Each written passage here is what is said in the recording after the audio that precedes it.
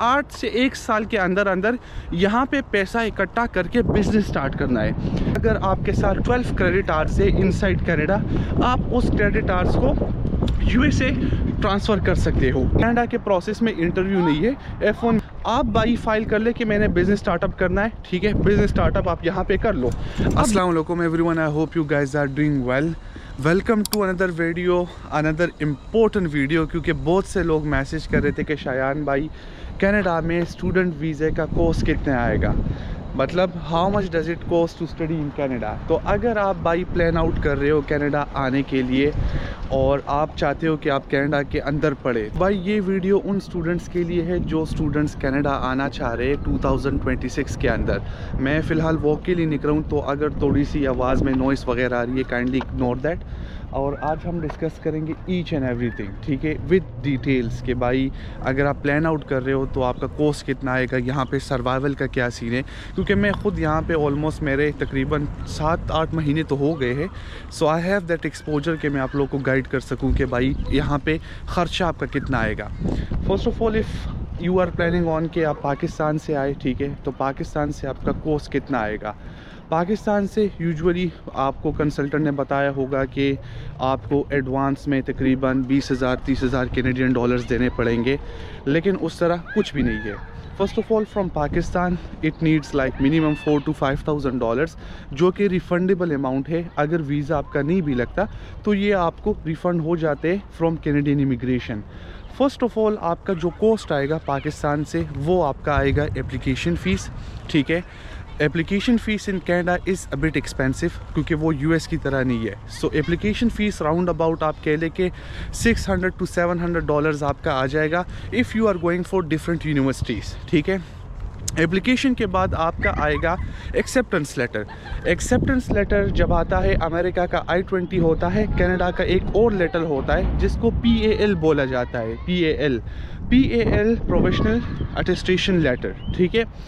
जब acceptance letter आ जाता है उसके बाद आपको PAL के लिए इनिशियल डिपॉज़िट देना पड़ता है। अब इनिशियल डिपॉज़िट कितना होगा?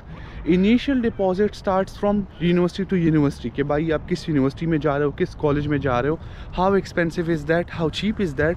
तो it totally depends on you कि आपने एडमिशन कहाँ पे किया है। अगर आप मुझसे पूछे तो बेसिकली मैं टोरंटो में होता हूँ और Toronto universities are a bit expensive compare to colleges. तो I think that is the main reason कि यहाँ जो थोड़ा बहुत यहाँ पे एक्सपेंस है वो थोड़ा ज़्यादा है। But again compare to other states, provinces, या विनिपेग हो गया, मैनिटोबा हो गया, ठीक है, उसके बाद कैलगरी हो गया, उसके बाद जो है सबसे सस्ता नवा स्कोशिया भी आ गया, तो ये जगह और भी सस्ती है। लेकिन अगेन वहाँ पे आपको उस तरह की पॉपुलेशन नहीं मिलती और उस तरह अपॉर्चुनिटीज़ नहीं मिलती। तो आप कोशिश ये करोगे कि जितना पॉपुलेटेड एरिया में आप जाए, अब टोरंटो है तो ये सबसे मेन एरिया है कनाडा का, तो उतनी आपको अपॉर्चुनिटी ज़्यादा मिलेगी। आपको ये नहीं देखना कि भाई मैं उस एरिया में जाऊँ जहाँ पे फ़ीस कम होगा, जहाँ पे लोग ही नहीं होंगे। तो जहाँ पे लोग नहीं होंगे वहाँ पे आपको अपॉर्चुनिटी ही नहीं मिलेगी। फर्स्ट थिंग, अगर आप टोरंटो को टारगेट करते हो तो 600 आप निकाल ले भाई अपने एप्लीकेशन फ़ीस का, ठीक है। उसमें डिपेंड्स ऑन स्टूडेंट प्रोफाइल की एलिजिबिलिटी क्या है, उसके पास प्रोफाइल में ड्यूलिंगो कितना है, आइल्स कितना है, CGPA कितनी है, इट मैटर्स। अमेरिका की तरह Canada is very strict in terms of profile. तो अगर आपकी CGPA इज़ बिलो 3 या आपका FSC परसेंटेज 50% है, बिलो 50 है, कनाडा आपको एडमिशन नहीं देगा। अगर एडमिशन मिल भी गया so visa will be a bit tough in my opinion, ठीक है। अगर आप टोरंटो आ रहे हो, किसी और स्टेट में जा रहे हो, उसके लिए रिक्वायरमेंट्स डिफरेंट होगी। तो उसके बाद आपका आ जाता है, जब सब कुछ हो जाते हैं, ऑफ़र लेटर आ जाता है, उसके बाद आपको देना पड़ता है इनिशियल डिपॉज़िट।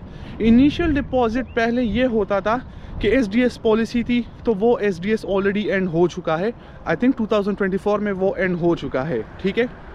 SDS के बाद यहाँ पे GIC है, लेकिन GIC कुछ यूनिवर्सिटीज़ कहते हैं कर ले, कुछ यूनिवर्सिटीज़ कहते हैं कि भाई स्किप कर लो, दैट इज़ फाइन। अब आपने क्या करना होगा, आपने अपने PAL लेटर के लिए आपने एडवांस 4,000 to 5,000 डिपॉजिट देना होगा कॉलेज को, कंसल्टेंट को नहीं, कॉलेज को। कॉलेज को जब आप ये डिपॉजिट देंगे वो आपको ऑफिशियल ऑफ़र लेटर देगा, ठीक है, जिसको प्रोविजनल अटेस्टेशन लेटर बोलते हैं। और उसके बाद आप वीज़ा के लिए अप्लाई करोगे। ये लेटर आपको मिल गया, आप एलिजिबल हो वीज़ा एप्लीकेशन के लिए।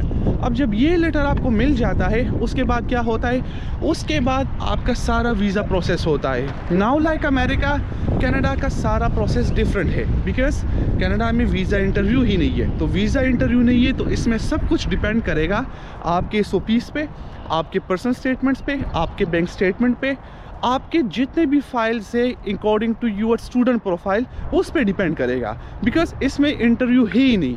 तो ये आपको एक एडवांटेज है कि कनाडा के प्रोसेस में इंटरव्यू नहीं है। F1 वीज़ा के लिए आपको अच्छा खासा इंटरव्यू देना पड़ेगा। आफ्टर दैट, जिस तरह मैंने आपको बताया कि टाइम ड्यूरेशन क्या होगा, टाइम ड्यूरेशन देके जब आप एप्लीकेशन फ़ाइल कर लेते हो पाकिस्तान इंडिया से, इट टेक्स मिनिमम 4 मंथ्स कि वो आपको डिसीजन दे दे। अभी थोड़ा वो बहुत टाइम ले रहे क्योंकि वो अभी इंटेंस बैकग्राउंड चेक उन्होंने ऐड किया है, कैनेडियन इमिग्रेशन है कि भाई जितने भी बंदे आप अप्लाई करेंगे हम इंटेंस कैनेडियन इमिग्रेशन की तरफ से बैकग्राउंड चेक करेंगे, बिकॉज इंटरव्यू तो उसमें है ही नहीं। तो ये इन्फॉर्मेशन हो गया हमारे स्टूडेंट एप्लीकेशन पे। अब हम आएंगे कि भाई यहाँ पे कमाई कितनी है, कमाई के अलावा आपको आना कहाँ चाहिए, आपको कनाडा आना चाहिए या नहीं आना चाहिए। That is now the remaining topic. तो let's move to that. Process का मैंने आप लोगों को बता दिया कि मिनिमम आपका 5000 कैनेडियन डॉलर्स लग जाएगा।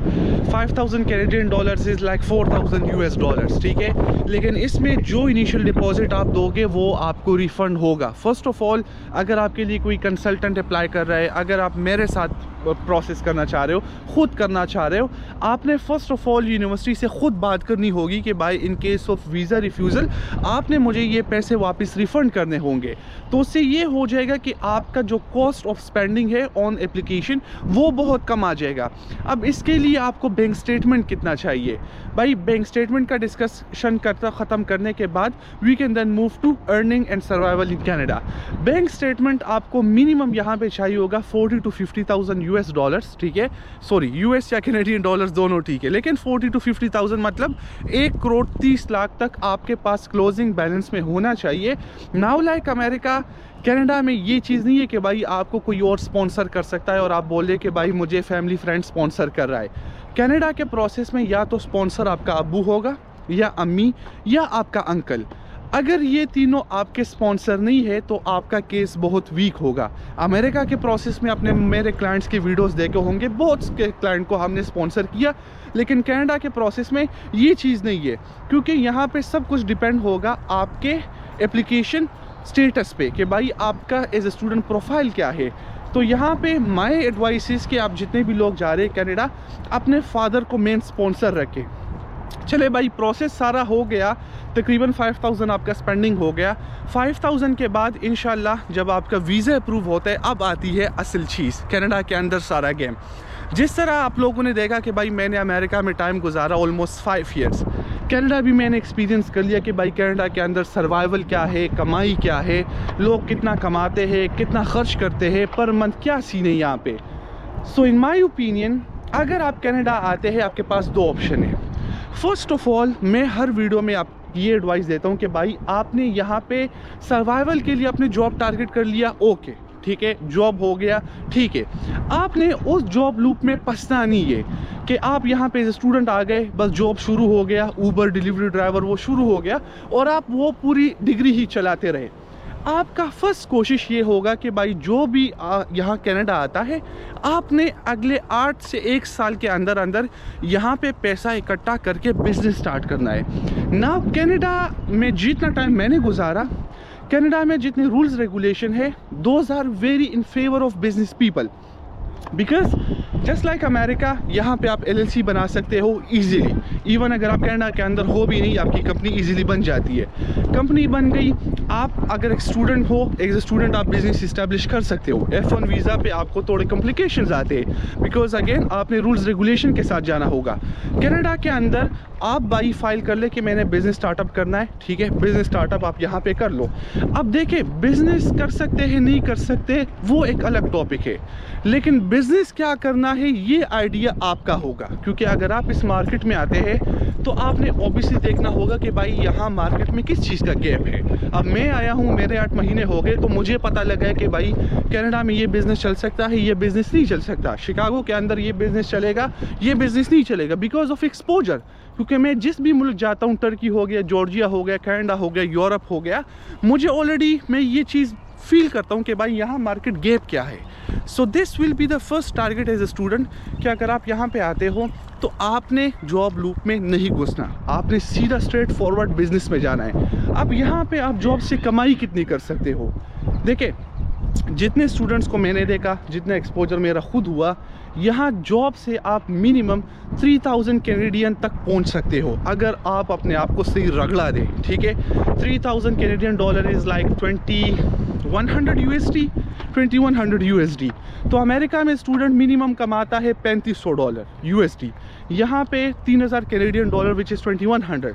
तो दोनों ठीक है, बिकॉज कॉस्ट ऑफ लिविंग दोनों का सेम ही है जहाँ पे आप कमाई कर रहे हो। That is one point. अब यहाँ से आप आ गए, आपका सब कुछ हो गया। दूसरी चीज़ यहाँ पे ये है कि यहाँ पे आपको स्टडी परमिट बहुत इजीली मिल जाता है, जिसको आप वर्क परमिट में कन्वर्ट करके 3 साल के बाद आप PR एलिजिबल हो जाते हो। अमेरिका के अंदर ये सीन सबसे मुश्किल है। तो मेरे साथ अपने जितने भी क्लाइंट्स हैं, फर्स्ट ऑफ ऑल तो मैं उनको US फर्स्ट प्रायोरिटी एडवाइस देता हूँ कि भाई आप कम से कम 3 अटैम्प्ट्स करें। 3 अटैम्प्ट्स के बाद भी अगर आपका वीज़ा नहीं लगता USA F1 का, फिर आप चले कनाडा। कनाडा आपको पसंद आया, ठीक है। पसंद नहीं आया, अगर आपके साथ 12 क्रेडिट आवर्स है इनसाइड कनाडा, आप उस क्रेडिट आवर्स को USA ट्रांसफ़र कर सकते हो इजीली। ठीक है, ये सीन यहाँ पे है। अब ये चीज़ें देखे ना तो पाकिस्तानी कंसल्टेंट को पता है, ना उन्होंने खुद एक्सपीरियंस किया है, ना उनके पास वो एक्सपोजर है कि भाई वो आपको पता है कि क्रेडिट आवर्स कैसे ट्रांसफ़र होंगे, कितने क्रेडिट आवर्स चाहिए, सब्जेक्ट कौन से लेने हैं, यहाँ पे PR आपको किस मेजर पे ज़्यादा जल्दी मिलेगा। तो ये चीज़ें ऑब्वियसली उन बंदों को पता होता है जो ख़ुद कनाडा के अंदर होते हैं, जिनको खुद ये सब कुछ एक्सपीरियंस हो चुका होता है। सो मेरे इस वीडियो बनाने का मकसद ये था कि मैं जितने लोगों को हेल्प कर सकता हूँ आई डू इट, और जितने लोग कनाडा का प्रोसेस के बारे में जानना चाहते हैं या they are confuse what to do, they can book 1-on-1 call session with me directly. उसमें हम बैठकर प्रॉपर्ली डिस्कशन कर लेंगे कि भाई आपको क्या राउट लेना चाहिए, किस मुल्क का राउट लेना चाहिए एज ए करियर कोच। ठीक है, फिर हम डिस्कशन कर सकते हैं कि भाई कौन सा आपके लिए अच्छा होगा। आई होप कि इस वीडियो से आपको बहुत कुछ सीखने को मिला होगा। मैं अपना वर्क कंप्लीट कर लेता हूँ एंड इंशाल्लाह हम मिलेंगे नेक्स्ट वीडियो में। तब तक अपना बहुत ख्याल रखें। अल्लाह हाफिज़।